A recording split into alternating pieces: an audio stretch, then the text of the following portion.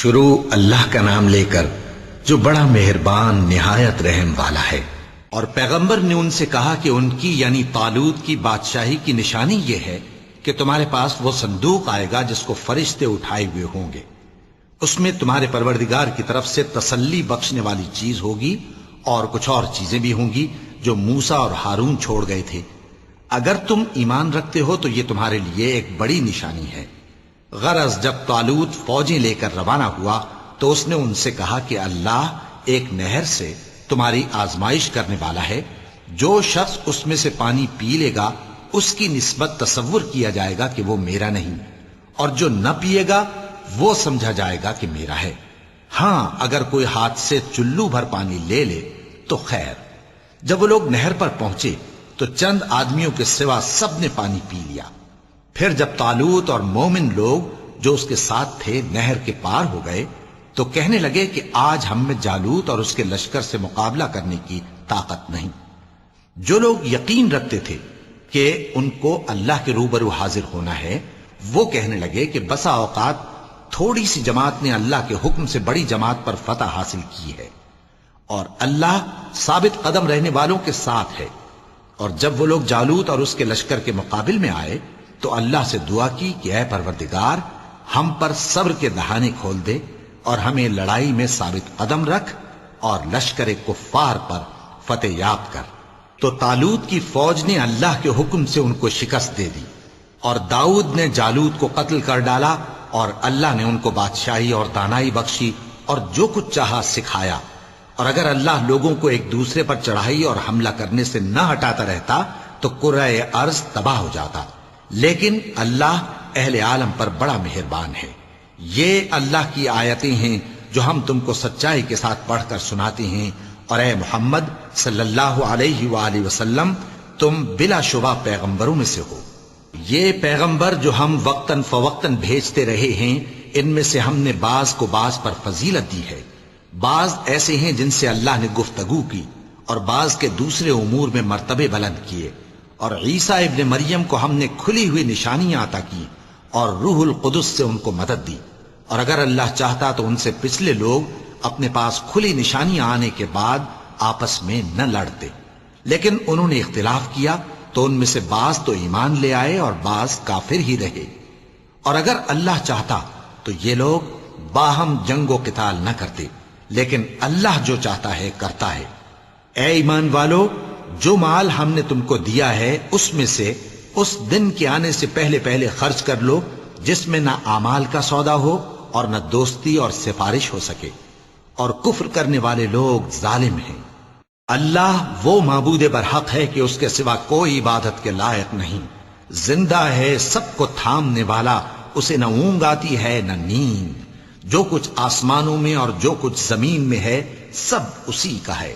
کون ہے کہ اس کی اجازت کے بغیر اس سے کسی کی سفارش کر سکے؟ جو کچھ لوگوں کے روبرو ہو رہا ہے اور جو کچھ ان کے پیچھے ہو چکا ہے اسے سب معلوم ہے، اور لوگ اس کی معلومات میں سے کسی چیز پر دسترس حاصل نہیں کر سکتے۔ ہاں جس قدر وہ چاہتا ہے اسی قدر معلوم کرا دیتا ہے۔ اس کی بادشاہی اور علم آسمان اور زمین سب پر حاوی ہے، اور اسے ان کی حفاظت کچھ بھی دشوار نہیں۔ وہ بڑا عالی رتبہ ہے، جلیل القدر ہے۔ دین اسلام میں کوئی زبردستی نہیں ہے، ہدایت صاف طور پر ظاہر اور گمراہی سے الگ ہو چکی ہے۔ تو جو شخص بتوں سے اعتقاد نہ رکھے اور اللہ پر ایمان لائے اس نے ایسی مضبوط رسی ہاتھ میں پکڑ لی ہے جو کبھی ٹوٹنے والی نہیں، اور اللہ سب کچھ سنتا ہے، سب کچھ جانتا ہے۔ جو لوگ ایمان لائے ہیں ان کا دوست اللہ ہے کہ اندھیرے سے نکال کر روشنی میں لے جاتا ہے، اور جو کافر ہیں ان کے دوست شیطان ہیں کہ ان کو روشنی سے نکال کر اندھیرے میں لے جاتے ہیں۔ یہی لوگ اہل دوزخ ہیں کہ اس میں ہمیشہ رہیں گے۔ بھلا تم نے اس شخص کو نہیں دیکھا جو اس غرور کے سبب سے کہ اللہ نے اس کو سلطنت بخشی تھی ابراہیم سے اپنے پروردگار کے بارے میں جھگڑنے لگا؟ جب ابراہیم نے کہا میرا پروردگار تو وہ ہے جو زندگی دیتا ہے اور موت دیتا ہے، وہ بولا کہ زندگی اور موت تو میں بھی دے سکتا ہوں۔ ابراہیم نے کہا کہ اللہ تو سورج کو مشرق سے نکالتا ہے، آپ اسے مغرب سے نکال دیجئے۔ یہ سن کر وہ کافر ہکا بکا رہ گیا، اور اللہ بے انصافوں کو ہدایت نہیں دیا کرتا۔ یا اسی طرح اس شخص کو نہیں دیکھا جس کا ایک بستی پر جو اپنی چھتوں پر گری پڑی تھی گزر ہوا، تو اس نے کہا کہ اللہ اس کے باشندوں کو مرنے کے بعد کیوں کر زندہ کرے گا؟ تو اللہ نے اس کی روح قبض کر لی اور 100 برس تک اس کو مردہ رکھا۔ پھر اس کو جلا اٹھایا اور پوچھا تم کتنا عرصہ مرے پڑے رہے ہو؟ اس نے جواب دیا کہ 1 دن یا اس سے بھی کم۔ اللہ نے فرمایا نہیں بلکہ 100 برس مرے رہے ہو، اور اپنے کھانے پینے کی چیزوں کو دیکھو کہ اتنی مدت میں مطلق سڑی بسی نہیں، اور اپنے گدھے کو بھی دیکھو جو مرا پڑا ہے۔ غرض ان باتوں سے یہ ہے کہ ہم تم کو لوگوں کے لیے اپنی قدرت کی نشانی بنائیں۔ اور ہاں، گدھے کی ہڈیوں کو دیکھو کہ ہم ان کو کس طرح جوڑے دیتے اور ان پر کس طرح گوشت پوست چڑھائے دیتے ہیں۔ جب یہ واقعات اس کے مشاہدے میں آئے تو بول اٹھا کہ میں یقین کرتا ہوں کہ اللہ ہر چیز پر قادر ہے۔ اور جب ابراہیم نے اللہ سے عرض کیا کہ اے پروردگار مجھے دکھا کہ تو مردوں کو کیوں کر زندہ کرے گا، اللہ نے فرمایا کیا تم نے اس بات کا یقین نہیں کیا؟ انہوں نے کہا کیوں نہیں، لیکن میں دیکھنا اس لیے چاہتا ہوں کہ میرا دل اطمینان کامل حاصل کر لے۔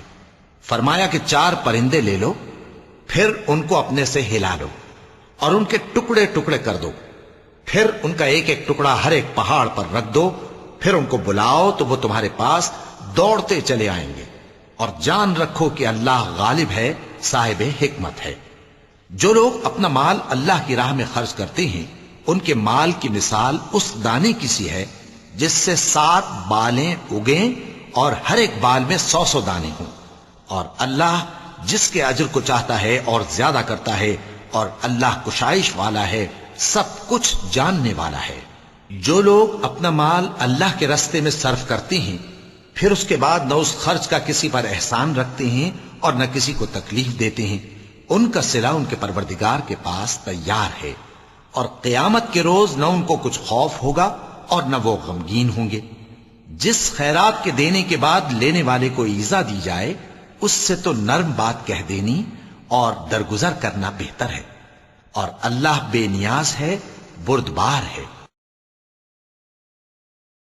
مومنوں، اپنے صدقات و خیرات احسان رکھنے اور ایذا دینے سے اس شخص کی طرح برباد نہ کر دینا جو لوگوں کو دکھاوے کے لیے مال خرچ کرتا ہے اور اللہ اور روز آخر پر ایمان نہیں رکھتا، تو اس کے مال کی مثال اس چٹان کی سی ہے جس پر تھوڑی سی مٹی پڑی ہو اور اس پر زور کا مے برس کر اسے صاف کر ڈالے۔ اسی طرح یہ ریاکار لوگ اپنے اعمال کا کچھ بھی صلہ حاصل نہیں کر سکیں گے، اور اللہ ایسے ناشکروں کو ہدایت نہیں دیا کرتا۔ اور جو لوگ اللہ کی خوشنودی حاصل کرنے کے لیے اور خلوص نیت سے اپنا مال خرچ کرتے ہیں ان کی مثال ایک باغ کی سی ہے جو اونچی جگہ پر واقع ہو، جب اس پر زور کا مے پڑے تو دگنا پھل لائے، پھر اگر مے نہ بھی پڑے تو خیر پھوار ہی صحیح، اور اللہ تمہارے کاموں کو دیکھ رہا ہے۔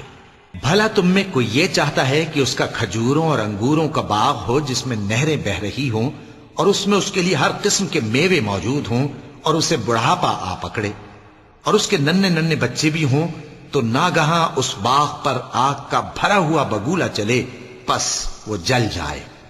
اس طرح اللہ تم سے اپنی آیتیں کھول کھول کر بیان فرماتا ہے تاکہ تم سوچو اور سمجھو۔ مومنو، جو پاکیزہ اور عمدہ مال تم کماتے ہو اور جو چیزیں ہم تمہارے لیے زمین سے نکالتے ہیں ان میں سے اللہ کی راہ میں بھی خرچ کرو، اور بری اور ناپاک چیزیں دینے کا قصد نہ کرنا کہ اگر وہ چیزیں تمہیں دی جائیں تو بجز اس کے کہ لیتے وقت آنکھیں بند کر لو ان کو کبھی نہ لو، اور جان رکھو کہ اللہ بے نیاز ہے، خوبیوں والا ہے۔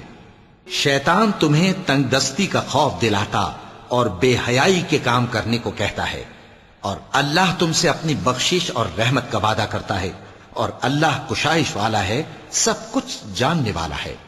وہ جس کو چاہتا ہے دانائی بخشتا ہے، اور جس کو دانائی ملی بے شک اس کو بڑی نعمت ملی۔ اور نصیحت تو وہی لوگ قبول کرتے ہیں جو عقل مند ہیں، اور تم اللہ کی راہ میں جس طرح کا خرچ کرو یا کوئی نذر مانو اللہ اس کو جانتا ہے، اور ظالموں کا کوئی مددگار نہ ہوگا۔ اگر تم خیرات ظاہر کر کے دو تو وہ بھی خوب ہے، اور اگر پوشیدہ دو اور دو بھی ضرورت مندوں کو تو یہ تمہارے لیے بہتر ہے۔ اور اس طرح کا دینا تمہارے گناہوں کو بھی دور کرے گا، اور اللہ کو تمہارے سب کاموں کی خبر ہے۔ اے نبی صلی اللہ علیہ وآلہ وسلم، تم ان لوگوں کی ہدایت کے ذمہ دار نہیں ہو، بلکہ اللہ ہی جس کو چاہتا ہے ہدایت بخشتا ہے۔ اور مومنو، تم جو مال خرچ کرو گے تو اس کا فائدہ تم ہی کو ہے، اور تم تو جو خرچ کرو گے اللہ کی خوشنودی کے لیے کرو گے، اور جو مال تم خرچ کرو گے وہ تمہیں پورا پورا دے دیا جائے گا اور تمہارا کچھ نقصان نہیں کیا جائے گا۔ اور ہاں، تم جو خرچ کرو گے تو ان حاجت مندوں کے لیے جو اللہ کی راہ میں رکے بیٹھے ہیں اور ملک میں کسی طرف جانے کی طاقت نہیں رکھتے اور مانگنے سے آر رکھتے ہیں، یہاں تک کہ نہ مانگنے کی وجہ سے ناواقف شخص ان کو تونگر خیال کرتا ہے، اور تم قیافے سے ان کو صاف پہچان لو کہ حاجت مند ہیں، اور شرم کے سبب لوگوں سے منہ پھوڑ کر اور لپٹ کر نہیں مانگ سکتے۔ اور تم جو مال خرچ کرو گے کچھ شک نہیں کہ اللہ اس کو جانتا ہے۔ جو لوگ اپنا مال رات اور دن اور پوشیدہ اور ظاہر اللہ کی راہ میں خرچ کرتے رہتے ہیں، ان کا صلہ ان کے پروردگار کے پاس ہے، اور ان کو قیامت کے دن نہ کسی طرح کا خوف ہوگا اور نہ غم۔ جو لوگ سود کھاتے ہیں وہ قبروں سے اس طرح حواس باختہ اٹھیں گے جیسے کسی کو جن نے لپٹ کر دیوانہ بنا دیا ہو، یہ اس لیے کہ وہ کہتے ہیں کہ سودا بیچنا بھی تو نفع کے لحاظ سے ویسا ہی ہے جیسے سود لینا، حالانکہ سودے کو اللہ نے حلال کیا ہے اور سود کو حرام۔ تو جس شخص کے پاس اللہ کی نصیحت پہنچی اور وہ سود لینے سے باز آ گیا تو جو پہلے ہو چکا وہ اس کا، اور قیامت میں اس کا معاملہ اللہ کے سپرد۔ اور جو پھر لینے لگا تو ایسے لوگ دوزخی ہیں کہ ہمیشہ دوزخ میں جلتے رہیں گے۔ اللہ سود کو نابود یعنی بے برکت کرتا اور خیرات کی برکت کو بڑھاتا ہے، اور اللہ کسی ناشکر گناہگار کو دوست نہیں رکھتا۔ جو لوگ ایمان لائے اور نیک عمل کرتے اور نماز پڑھتے اور زکوٰۃ دیتے رہے، ان کو ان کے کاموں کا صلہ اللہ کے ہاں ملے گا، اور قیامت کے دن ان کو نہ کچھ خوف ہوگا اور نہ وہ غمناک ہوں گے۔ مومنو، اللہ سے ڈرو، اور اگر ایمان رکھتے ہو تو جتنا سود باقی رہ گیا ہے اس کو چھوڑ دو۔ پھر اگر ایسا نہ کرو گے تو تم اللہ اور اس کے رسول کی طرف سے اعلان جنگ سن لو، اور اگر توبہ کر لو گے اور سود چھوڑ دو گے تو تم کو اپنی اصل رقم لینے کا حق ہے، جس میں نہ اوروں کا نقصان اور نہ تمہارا نقصان۔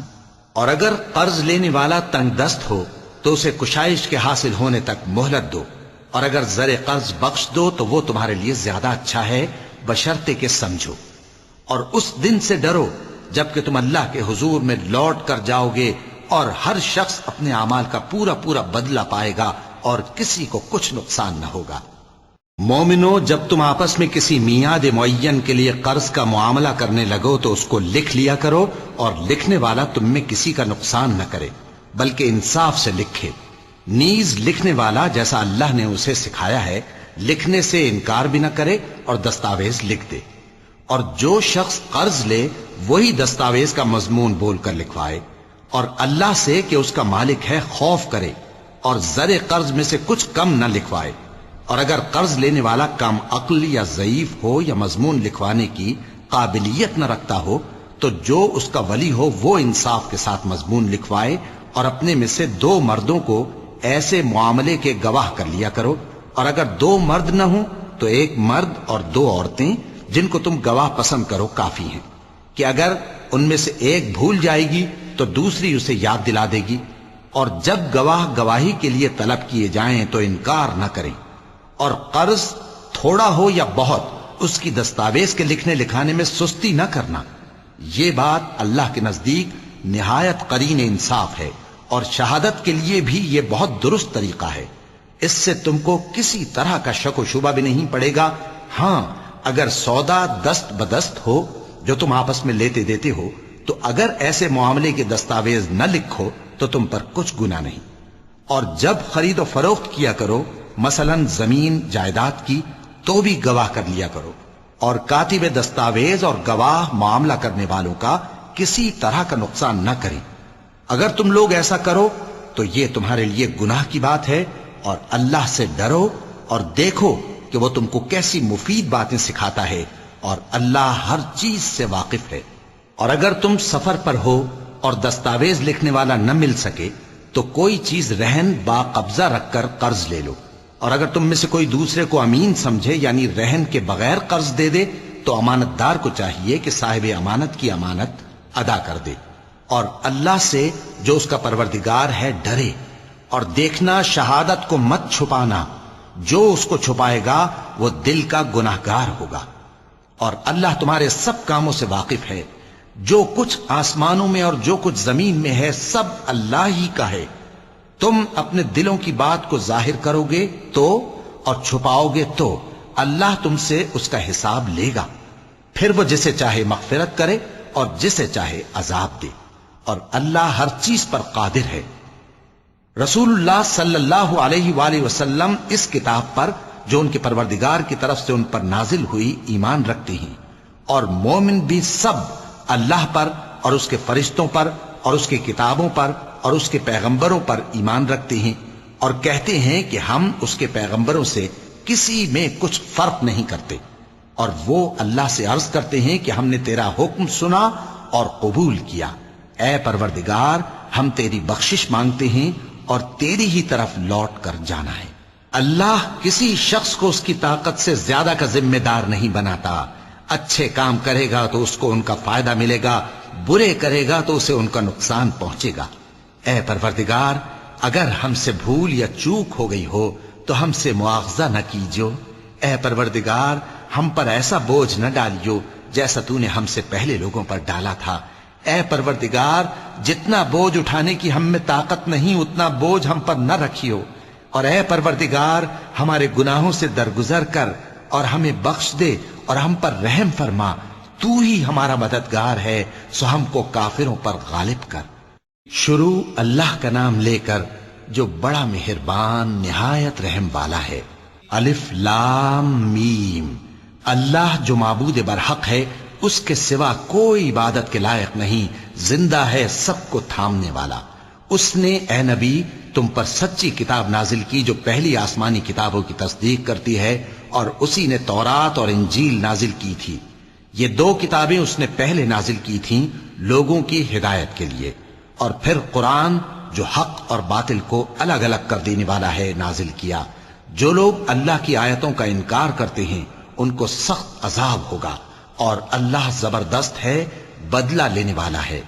اللہ ایسا خبیر و بصیر ہے کہ کوئی چیز اس سے پوشیدہ نہیں، نہ زمین میں اور نہ آسمان میں۔ وہی تو ہے جو ماں کے پیٹ میں جیسی چاہتا ہے تمہاری صورتیں بناتا ہے، اس غالب حکمت والے کے سوا کوئی عبادت کے لائق نہیں۔ اے پیغمبر، وہی تو ہے جس نے تم پر یہ کتاب نازل کی جس کی بعض آیتیں محکم ہیں اور وہی اصل کتاب ہیں، اور بعض دوسری متشابہ ہیں، تو جن لوگوں کے دلوں میں کجی ہے وہ متشابہات کا اتباع کرتے ہیں تاکہ فتنہ برپا کریں اور مراد اصلی کا پتہ لگائیں، حالانکہ مراد اصلی اللہ کے سوا کوئی نہیں جانتا۔ اور جو لوگ علم میں گہری نظر رکھتے ہیں وہ یہ کہتے ہیں کہ ہم ان پر ایمان لائے۔ یہ سب آیات ہمارے پروردگار کی طرف سے ہیں، اور نصیحت تو عقل مند ہی قبول کرتے ہیں۔ اے پروردگار، جب تو نے ہمیں ہدایت بخشی ہے تو اس کے بعد ہمارے دلوں میں کجی نہ پیدا کر دیجو، اور ہمیں اپنے ہاتھ سے رحمت عطا فرما، تو بڑا عطا فرمانے والا ہے۔ اے پروردگار، تو اس روز جس کے آنے میں کچھ بھی شک نہیں سب لوگوں کو اپنے حضور میں جمع کر لے گا، بے شک اللہ خلاف وعدہ نہیں کرتا۔ جو لوگ کافر ہوئے اس دن نہ تو ان کا مال ہی اللہ کے عذاب سے ان کو بچا سکے گا اور نہ ان کی اولاد ہی کچھ کام آئے گی، اور یہ لوگ آتش جہنم کا ایندھن ہوں گے۔ ان کا حال بھی فرعونیوں اور ان سے پہلے لوگوں کا سا ہوگا جنہوں نے ہماری آیتوں کی تکذیب کی تھی، تو اللہ نے ان کو ان کے گناہوں کے سبب عذاب میں پکڑ لیا تھا، اور اللہ سخت عذاب کرنے والا ہے۔ اے پیغمبر، کافروں سے کہہ دو کہ تم دنیا میں بھی عنقریب مغلوب ہو جاؤ گے اور آخرت میں جہنم کی طرف اکٹھا کیے جاؤ گے، اور وہ بری جگہ ہے۔ تمہارے لیے دو گروہوں میں جو جنگ بدر کے دن آپس میں بھڑ گئے قدرت الہی کی عظیم الشان نشانی تھی۔ ایک گروہ مسلمانوں کا تھا، وہ اللہ کی راہ میں لڑ رہا تھا، اور دوسرا گروہ کافروں کا تھا، وہ ان کو اپنی آنکھوں سے اپنے سے دگنا مشاہدہ کر رہا تھا۔ اور اللہ اپنی نصرت سے جس کو چاہتا ہے مدد دیتا ہے۔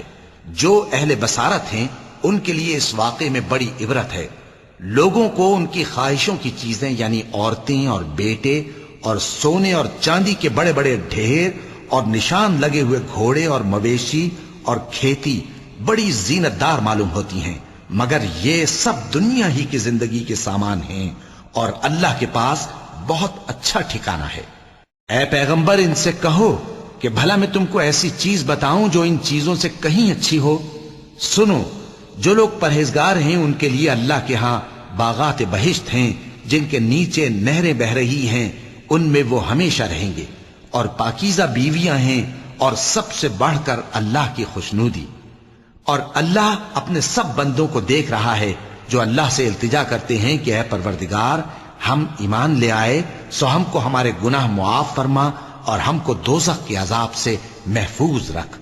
یہ وہ لوگ ہیں جو مشکلات میں صبر کرتے اور سچ بولتے اور عبادت میں لگے رہتے اور نیکی میں خرچ کرتے اور اوقات سحر میں گناہوں کی معافی مانگا کرتے ہیں۔ اللہ تو اس بات کی گواہی دیتا ہے کہ اس کے سوا کوئی معبود نہیں، اس حال میں کہ وہ انصاف کا حاکم ہے، اور فرشتے اور علم والے بھی گواہی دیتے ہیں کہ اس غالب حکمت والے کے سوا کوئی لائق عبادت نہیں۔ دین تو اللہ کے نزدیک اسلام ہی ہے، اور اہل کتاب نے جو اس دین سے اختلاف کیا تو علم حاصل ہونے کے بعد آپس کی ضد سے کیا، اور جو شخص اللہ کی آیتوں کو نہ مانے تو اللہ جلد حساب لینے والا ہے۔ اے پیغمبر، پس اگر یہ لوگ تم سے جھگڑنے لگیں تو کہنا کہ میں اور میرے پیرو تو اللہ کے فرمانبردار ہو چکے، اور اہل کتاب اور ان پڑھ لوگوں سے کہو کہ کیا تم بھی اللہ کے فرمانبردار بنتے اور اسلام لاتے ہو؟ پس اگر یہ لوگ اسلام لے آئیں تو بے شک ہدایت پالیں، اور اگر تمہارا کہا نہ مانے تو تمہارا کام صرف اللہ کا پیغام پہنچا دینا ہے، اور اللہ اپنے بندوں کو دیکھ رہا ہے۔ جو لوگ اللہ کی آیتوں کو نہیں مانتے اور انبیاء کو ناحق قتل کرتے رہے ہیں، اور جو انصاف کرنے کا حکم دیتے ہیں انہیں بھی مار ڈالتے ہیں، ان کو دکھ دینے والے عذاب کی خوشخبری سنا دو۔ یہ ایسے لوگ ہیں جن کے اعمال دنیا اور آخرت دونوں میں برباد ہیں، اور ان کا کوئی مددگار نہیں ہوگا۔ بھلا تم نے ان لوگوں کو نہیں دیکھا جن کو کتاب یعنی تورات سے حصہ دیا گیا، اور وہ اس کتاب اللہ یعنی قرآن کی طرف بلائے جاتے ہیں تاکہ یہ ان کے تنازعات کا ان میں فیصلہ کر دے، تو ایک فریق ان میں سے پھر جاتا ہے اور منہ پھیر لیتا ہے، یہ اس لیے کہ یہ اس بات کے قائل ہیں کہ دوزخ کی آگ ہمیں چند روز کے سوا چھو ہی نہیں سکے گی، اور جو کچھ یہ دین کے بارے میں بہتان باندھتے رہے ہیں اس نے ان کو دھوکے میں ڈال رکھا ہے۔ تو اس وقت کیا حال ہوگا جب ہم ان کو جمع کریں گے، یعنی اس روز جس کے آنے میں کچھ بھی شک نہیں، اور ہر نفس اپنے اعمال کا پورا پورا بدلہ پائے گا اور ان پر ظلم نہیں کیا جائے گا۔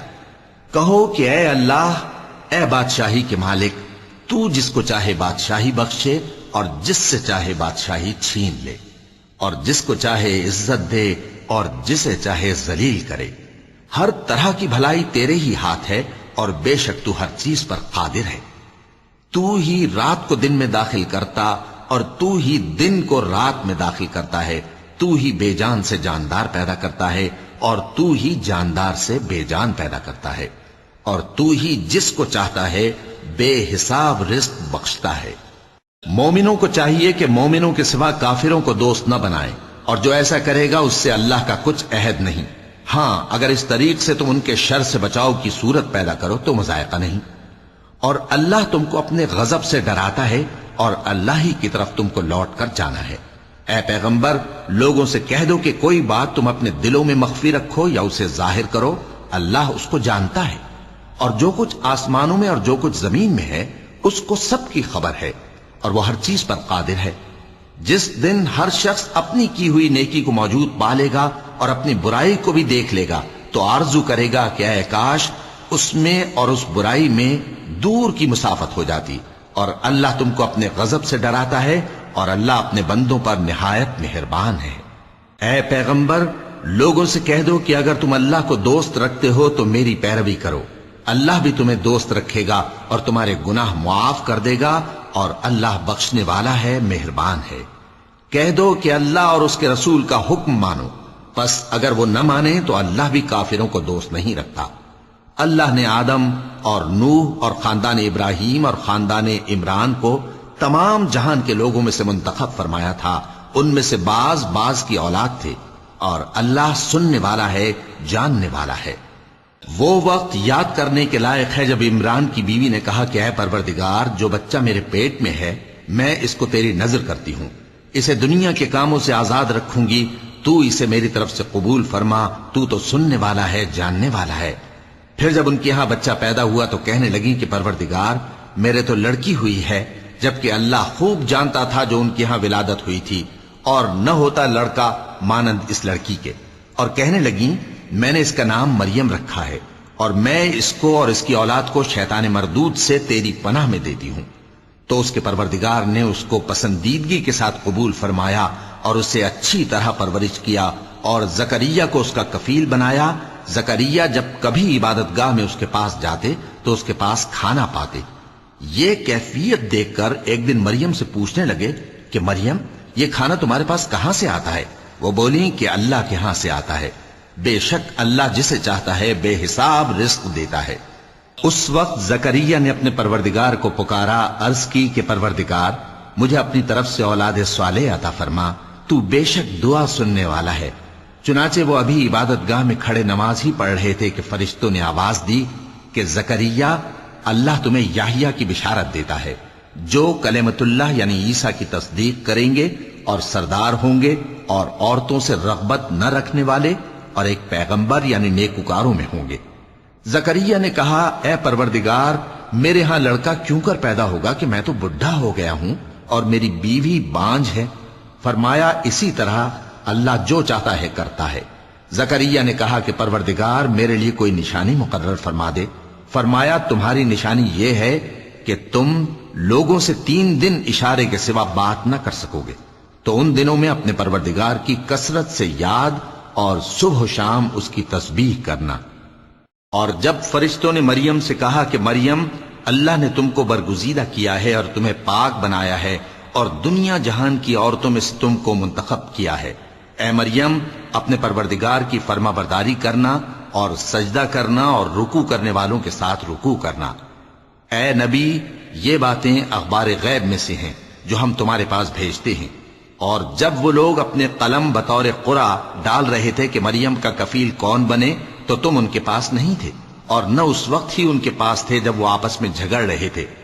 وہ وقت بھی یاد کرنے کے لائق ہے جب فرشتوں نے مریم سے کہا کہ مریم، اللہ تم کو اپنی طرف سے ایک کلمے کی بشارت دیتا ہے جس کا نام مسیح اور مشہور عیسیٰ ابن مریم ہوگا، اور جو دنیا اور آخرت میں آبرو مند اور مقربین میں سے ہوگا، اور ماں کی گود میں اور بڑی عمر کا ہو کر دونوں حالتوں میں لوگوں سے یکساں گفتگو کرے گا اور نیکوکاروں میں ہوگا. مریم نے کہا کہ پروردگار، میرے ہاں بچہ کیوں کر ہوگا کہ کسی انسان نے مجھے ہاتھ تک تو لگایا نہیں. فرمایا کہ اللہ اسی طرح جو چاہتا ہے پیدا کرتا ہے.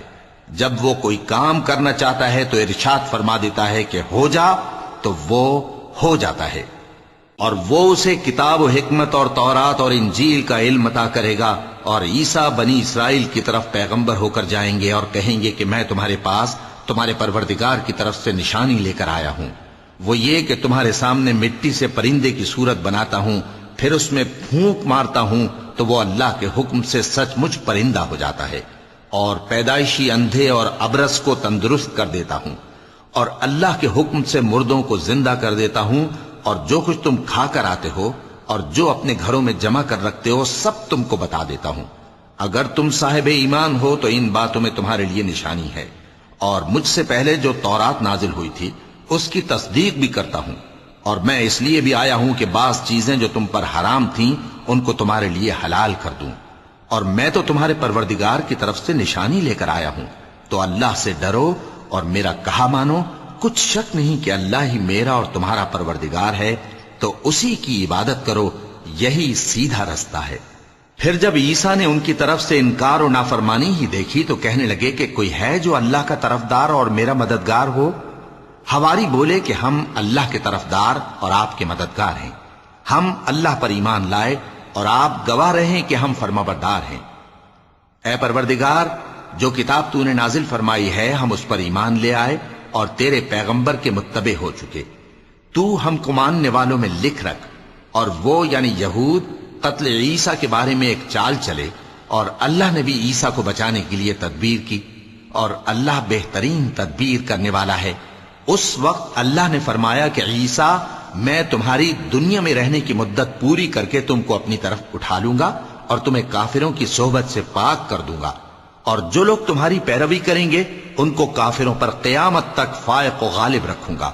پھر تم سب میرے پاس لوٹ کر آؤ گے تو جن باتوں میں تم اختلاف کرتے رہے اس دن تم میں ان کا فیصلہ کر دوں گا۔ اب جو کافر ہوئے ان کو دنیا اور آخرت دونوں میں سخت عذاب دوں گا، اور ان کا کوئی مددگار نہ ہوگا۔ اور جو لوگ ایمان لائے اور عمل نیک کرتے رہے ان کو اللہ پورا پورا صلہ دے گا، اور اللہ ظالموں کو دوست نہیں رکھتا۔ اے نبی، یہ ہم تم کو اللہ کی آیتیں اور حکمت بھری نصیحتیں پڑھ پڑھ کر سناتے ہیں۔ عیسیٰ کا حال اللہ کے نزدیک آدم کا سا ہے کہ اس نے پہلے مٹی سے ان کو بنایا، پھر فرمایا کہ باشعور انسان ہو جا، تو وہ ویسے ہی ہو گئے۔ یہ بات تمہارے پروردگار کی طرف سے حق ہے، تو تم ہرگز شک کرنے والوں میں نہ ہونا۔ پھر اگر یہ لوگ عیسیٰ کے بارے میں تم سے جھگڑا کریں اس کے بعد کہ تم کو حقیقت معلوم ہو ہی چکی ہے، تو ان سے کہنا کہ آؤ ہم اپنے بیٹوں اور بیٹیوں کو بلائیں، تم اپنے بیٹوں اور بیٹیوں کو بلاؤ، اور ہم خود بھی آئیں اور تم خود بھی آؤ، پھر دونوں فریق اللہ سے دعا و التجا کریں، اس طرح جھوٹوں پر اللہ کی لعنت بھیجیں۔ یہ تمام بیانات صحیح ہیں، اور اللہ کے سوا کوئی معبود نہیں، اور بے شک اللہ غالب ہے، صاحب حکمت ہے۔ بس اگر یہ لوگ پھر جائیں تو اللہ مفسدوں کو خوب جانتا ہے۔ کہہ دو کہ اے اہل کتاب، جو بات ہمارے اور تمہارے دونوں کے درمیان یکساں تسلیم کی گئی ہے اس کی طرف آؤ، وہ یہ کہ اللہ کے سوا ہم کسی کی عبادت نہ کریں اور اس کے ساتھ کسی چیز کو شریک نہ بنائیں، اور ہم میں کوئی کسی کو اللہ کے سوا اپنا کارساز نہ سمجھے۔ پھر اگر یہ لوگ اس بات کو نہ مانیں تو ان سے کہہ دو کہ تم گواہ رہو کہ ہم اللہ کے فرما بردار ہیں۔ اے اہل کتاب، تم ابراہیم کے بارے میں کیوں جھگڑتے ہو؟ حالانکہ تورات اور انجیل ان کے بعد اتری ہیں اور وہ پہلے ہو چکے، تو کیا تم عقل نہیں رکھتے؟ دیکھو، ایسی بات میں تو تم نے جھگڑا کیا ہی تھا جس کا تمہیں کچھ علم تھا بھی، مگر ایسی بات میں کیوں جھگڑتے ہو جس کا تم کو کچھ بھی علم نہیں؟ اور اللہ جانتا ہے اور تم نہیں جانتے۔ ابراہیم نہ تو یہودی تھے اور نہ عیسائی، بلکہ سب سے بے تعلق ہو کر ایک اللہ کے ہو رہے تھے، اور اسی کے فرما بردار تھے اور مشرکوں میں نہ تھے۔ ابراہیم سے زیادہ قرب رکھنے والے تو وہ لوگ ہیں جو ان کی پیروی کرتے رہے، اور یہ پیغمبر آخر الزماں صلی اللہ علیہ وآلہ وسلم اور وہ لوگ جو ایمان لائے ہیں، اور اللہ مومنوں کا کارساز ہے۔ اے اہل اسلام، بعض اہل کتاب اس بات کی خواہش رکھتے ہیں کہ کسی طرح تم کو گمراہ کر دیں، حالانکہ یہ تم کو کیا گمراہ کریں گے، اپنے آپ کو ہی گمراہ کر رہے ہیں اور نہیں جانتے۔ اے اہل کتاب، تم اللہ کی آیتوں سے کیوں انکار کرتے ہو اور تم تورات کو مانتے تو ہو؟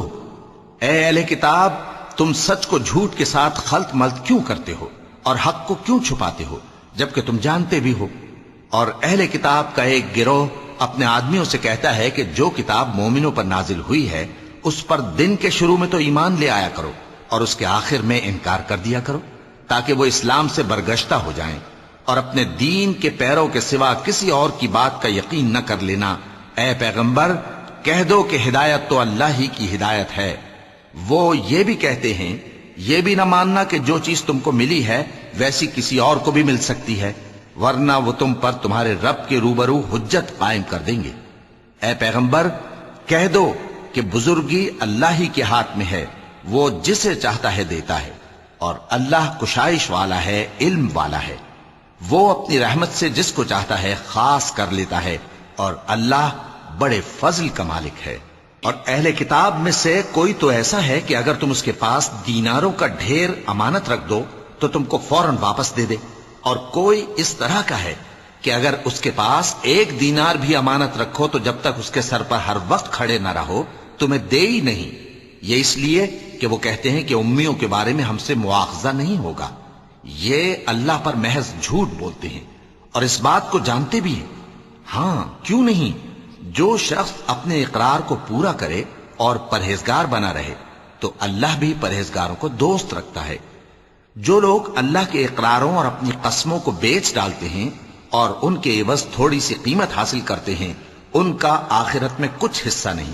ان سے اللہ نہ تو کلام کرے گا اور نہ قیامت کے روز ان کی طرف دیکھے گا، اور نہ ان کو پاک کرے گا، اور ان کو دکھ دینے والا عذاب ہوگا۔ وَلَقَدْ